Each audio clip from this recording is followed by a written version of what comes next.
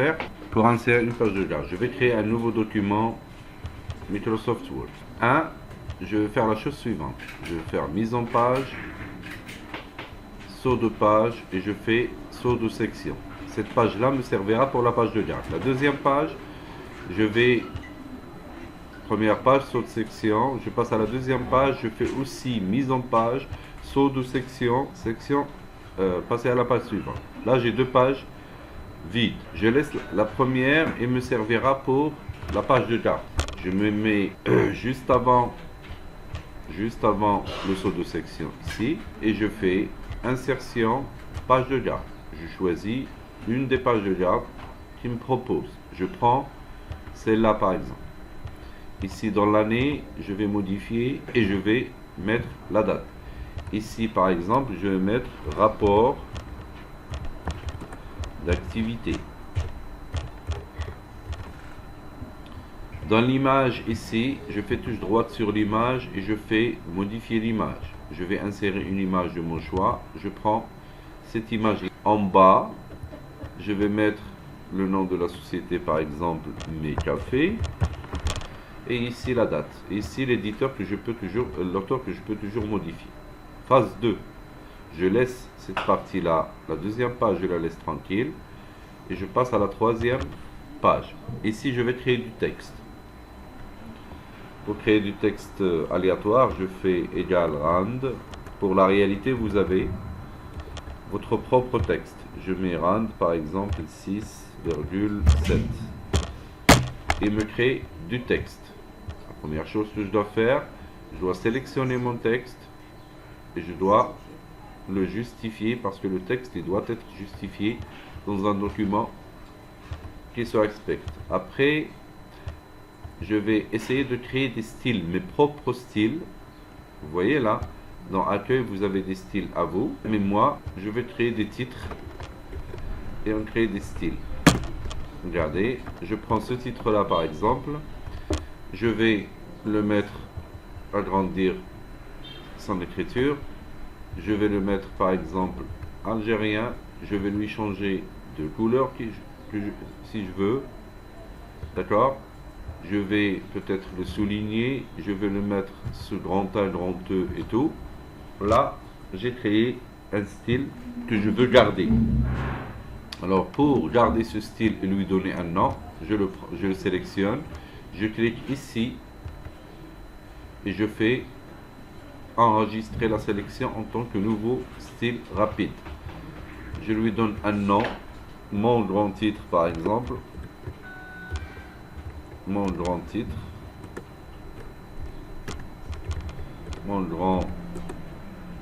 titre, voilà, je fais OK.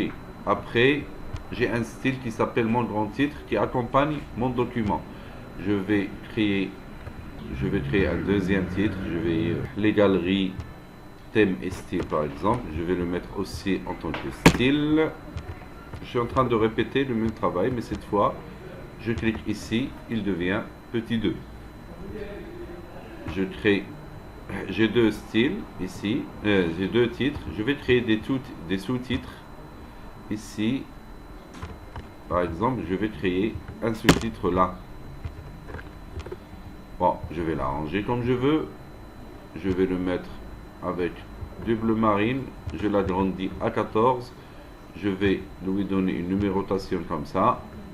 Et je vais le mettre en gras et le souligner et choisir un arrière black par exemple.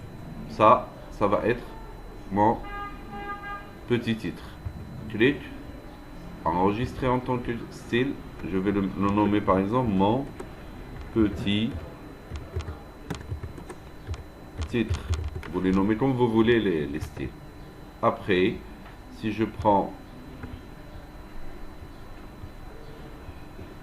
un deuxième texte par exemple, modifier une mise en forme par exemple, je décide que c'est un sous-titre. Ici je la mets là, je la sélectionne et je fais mon petit titre et il devient un style, un deuxième style. Ça me suffit. Maintenant je vais lui dire de me créer, dans ma deuxième page, je vais lui dire de me créer un sommaire. Donc, je continue. Je vais ici, je vais mettre sommaire. Je lui donne, ça ce n'est pas vraiment un titre. Je me mets là et je veux insérer mon sommaire. Qu'est-ce que je fais? Je fais référence, je fais table de matière. Il me propose quelques sommaires, mais moi je veux créer ma propre table de matière et intégrer mes propres styles. Je fais table de matière, alors référence, table de matière, insérer une table de matière. Et là, il me donne titre 1, titre 2, titre 3. C'est pas ce que je veux. Je vais faire option. Et je vais lui dire mon grand titre, tu le mets au niveau 1. Mon petit titre, tu le mets au niveau 2. Et tu ne prends pas en considération les autres. Ça veut dire que je vais enlever titre 1. Je vais enlever titre 2. Et je vais enlever titre 3. Je vais voir quand même s'il y en a d'autres. Il n'y en a pas. D'accord? Et je fais OK. OK, et il n'a pris en considération que les propres styles que j'ai créés moi-même et auxquels j'ai donné des noms. Après, on va voir un petit peu l'insertion du numéro de page. Je fais insertion et je fais numéro de page.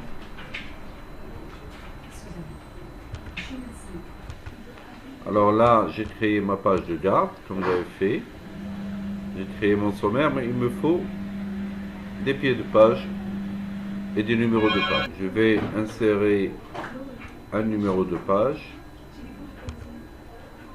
en bas de page. Je choisis un style qu'il me propose. Je choisis celui-là par exemple. Et j'ai inséré un numéro de page. Après, dans le pied de page, ici, je voudrais par exemple que cette page-là ne contient pas le numéro de page. Je clique sur le bas de page de et je fais première page. Automatiquement, regardez, automatiquement, il ne m'affiche pas le numéro de page sur cette page-là, mais je la garde sur les pages qui vont suivre. Voilà. Je reviens, je peux insérer une en-tête de page de la même façon. Je fais insérer en tête de page. Là, il me propose quelques modèles. Moi, je vais choisir un modèle simple. Celui-là, par exemple, et il m'affiche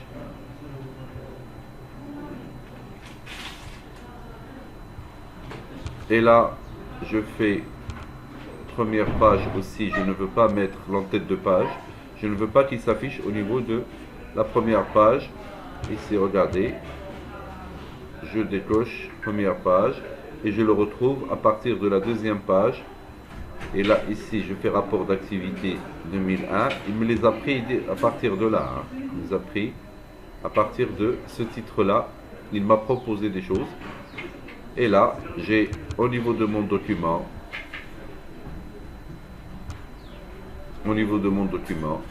j'ai l'en-tête de page qui apparaît à partir de la deuxième page. Voilà, je vais mettre quelque chose ici, rapport d'activité. Ici, est-ce qu'il sera pris en considération là? Oui. Oui. Et ici, je fais première page. J'enlève tout ça.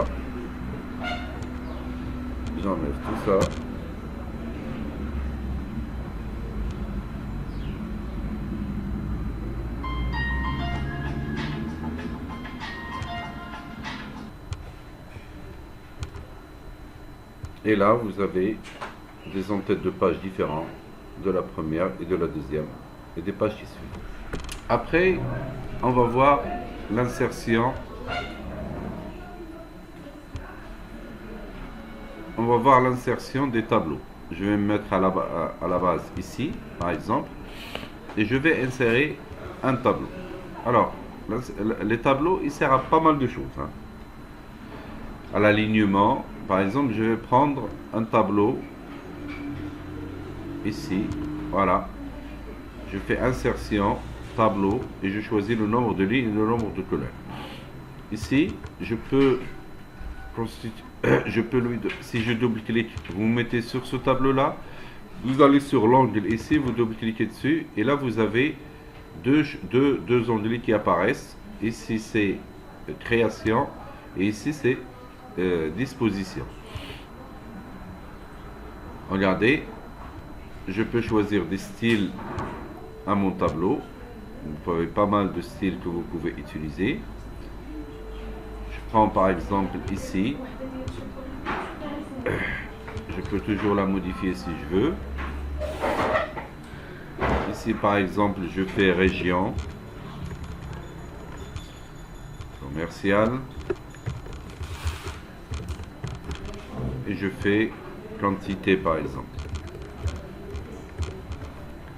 D'accord? Sauf que les tableaux sur Word, ils ne calculent pas, ils ne sont pas comme sur Excel. Ça, c'est la première chose que je peux faire sur le tableau. La deuxième chose que je peux faire, je fais insertion.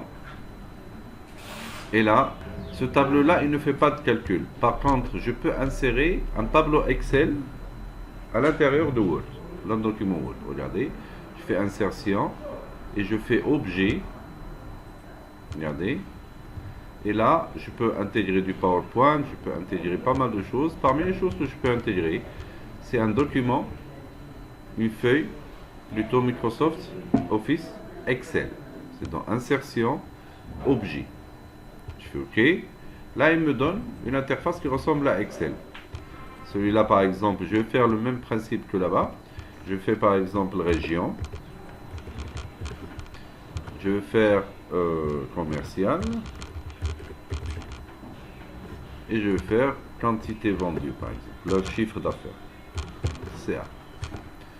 Je fais par exemple Casa Blanca. Je fais Rabat. Marrakech. Je fais le commercial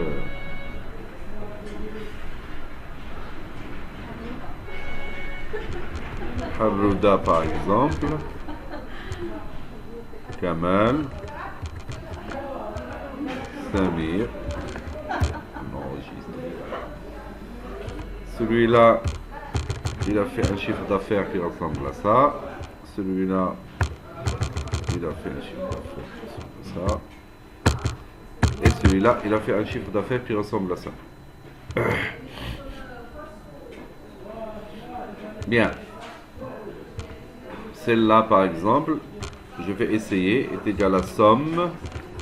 Regardez, de là à là. Et je suis capable de créer, d'utiliser les fonctions d'un fichier Excel dans... En général, quand vous avez, par exemple... quelque chose qui est par exemple un bon de commande. Normalement, un bon de commande, il devrait être dans Excel. Mais lorsque vous voulez travailler et faire un tableau avec des calculs derrière, vous pouvez intégrer une feuille Excel à l'intérieur de Word. D'accord? Et là, vous pouvez faire format de cellules. Vous n'avez pas toutes les fonctionnalités, mais vous pouvez quand même. Par exemple, ici, bordure, vous lui donnez les bordures que vous voulez. Voilà, voilà, voilà. Le remplissage, vous pouvez lui donner une couleur de remplissage, par exemple. Vous pouvez gérer l'alignement. OK. Ici, par exemple, dans le format de cellule, ici, vous pouvez faire touche droite, format de cellule. Vous pouvez lui dire nombre monétaire par exemple. Il prend le monétaire et le met. Vous pouvez faire du gras, l'agrandir si vous voulez. Du gras ici, lui changer de couleur. Et là vous utilisez un petit peu Et là vous aurez un document, un fichier qui ressemble à qui ressemble à ça. Hein?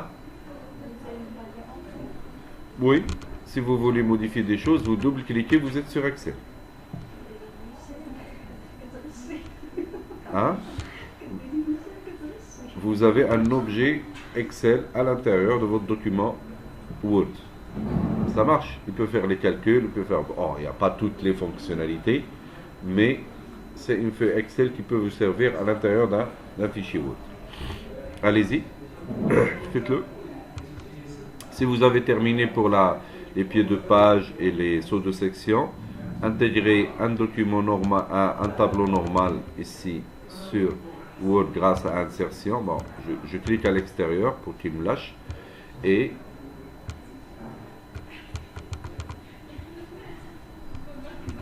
je fais insertion. Alors pour le tableau normal, vous faites insertion ici. Bon, je me mets là. Insertion pour le tableau, il vous donne ça. Pour l'objet, si vous voulez créer un objet, Excel, c'est un autre. Regardez, je me mets là. Si j'insère un tableau normal, c'est mon tableau que je veux. Il est là. Je lui donne un style. Si je veux insérer un tableau Excel, je fais insertion, objet, regardez, objet, et là je choisis Microsoft, feuille, plutôt, où est-ce qu'il est? Feuille Microsoft Office Excel. Et je l'insère, et vous êtes sur Excel. Dès que vous double-cliquez dessus, vous êtes pratiquement sur Excel. Il y a des choses que vous pouvez utiliser ici. Il y a des choses que vous pouvez utiliser avec touche droite, format de cellule. Et vous travaillez comme si c'était sur Excel. D'accord? Allez-y. Alors, je peux aussi modifier la couleur d'arrière-plan de toutes les pages. Je fais ici, dans mise en page, je fais par exemple couleur de page et je choisis une couleur de page et tout le document, regardez, il prend une couleur d'arrière-plan. Vous voyez?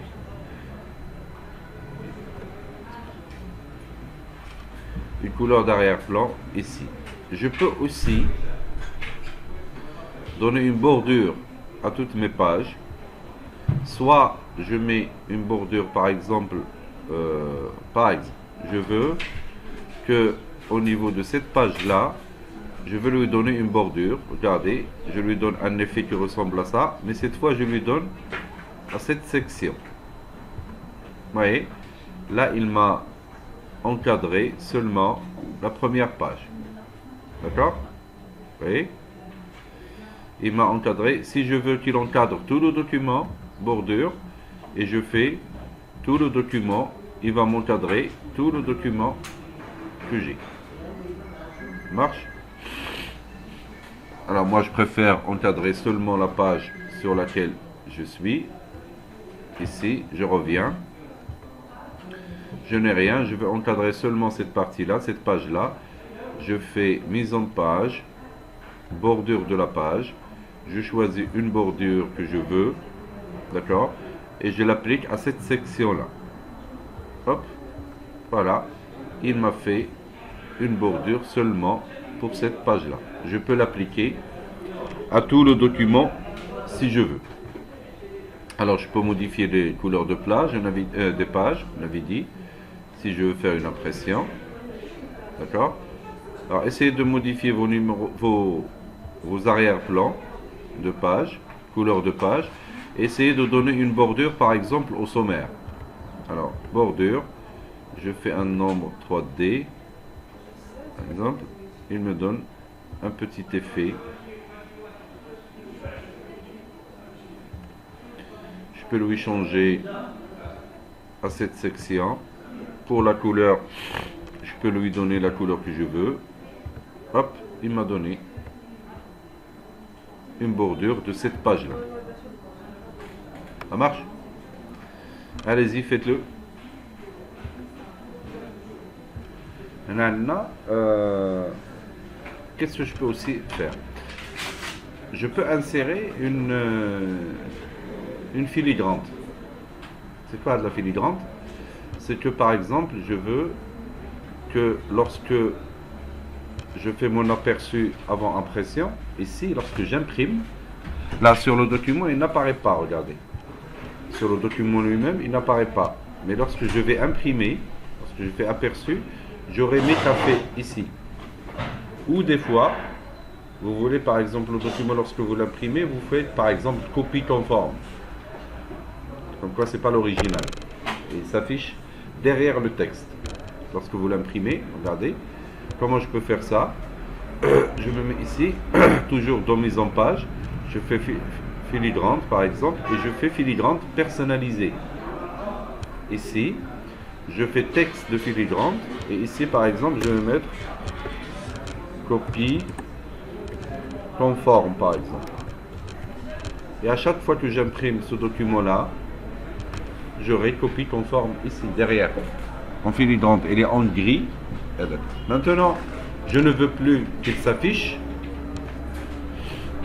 Je ne veux plus qu'il s'affiche, regardez. Je fais supprimer le filigrante. Automatiquement, je n'ai plus de filigrante lorsque je veux imprimer.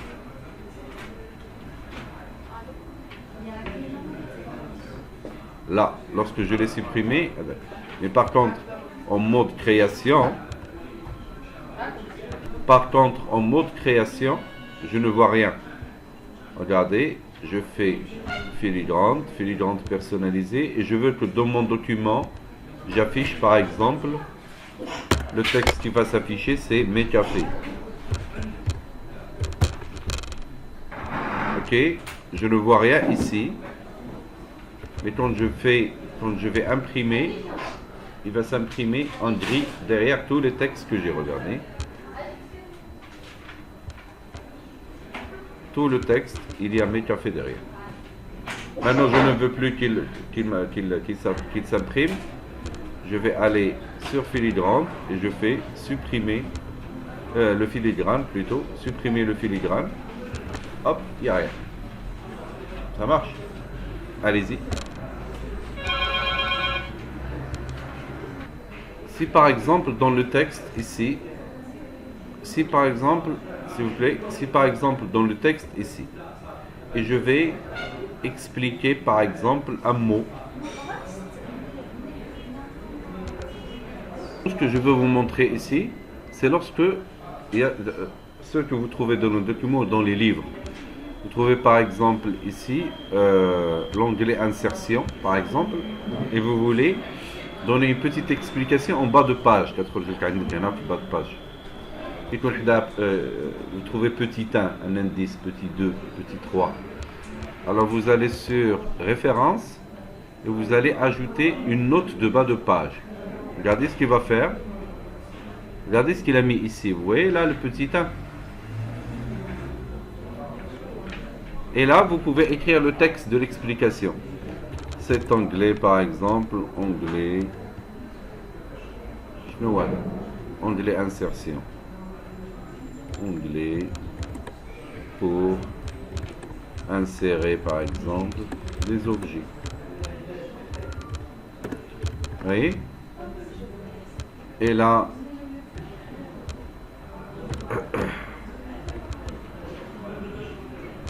il vous permet de faire cette référence-là, par exemple. Vous allez le faire plus petit, vous allez le faire gris foncé, et vous allez le mettre italique. Mais l'essentiel, c'est que lorsque vous lisez votre document, vous allez trouver ici, vous voyez le petit 1 là, et là, ça c'est l'explication que vous allez trouver.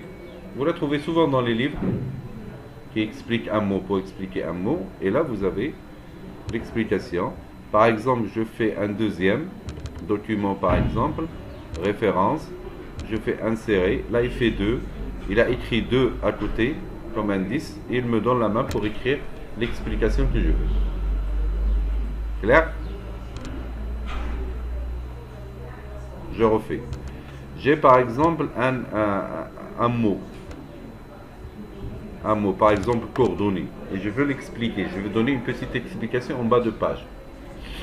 Je sélectionne le mot, je vais sur référence et je fais insérer une note de bas de page. Automatiquement, qu'est-ce qu'il fait? Il fait un numéro à côté, un indice, vous la voyez là, l'indice.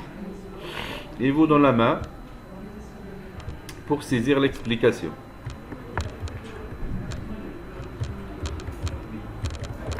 Vous la mettez comme vous voulez, hein. Vous la mettez plus petite par exemple, vous la mettez italique, vous la mettez gris, mais l'essentiel c'est que vous avez l'explication de chaque mot. Regardez, lorsque je me mets à côté, là, vous voyez, lorsque je me mets à côté, qu'est-ce qu'il me fait? Automatiquement, il me donne ce que j'ai écrit en bas de page. Ça sert beaucoup, cette partie-là, lorsque vous créez des documents, des rapports de fin d'études, des rapports d'activité, ainsi de suite. Allez-y.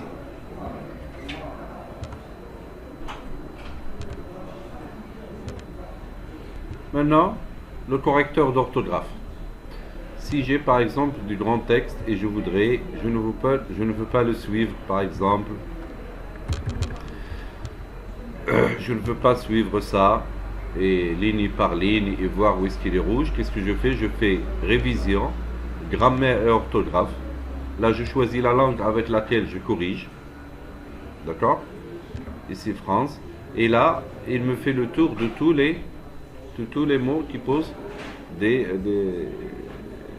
Alors, soit je fais ignorer, il passe, soit il me propose des choses ici.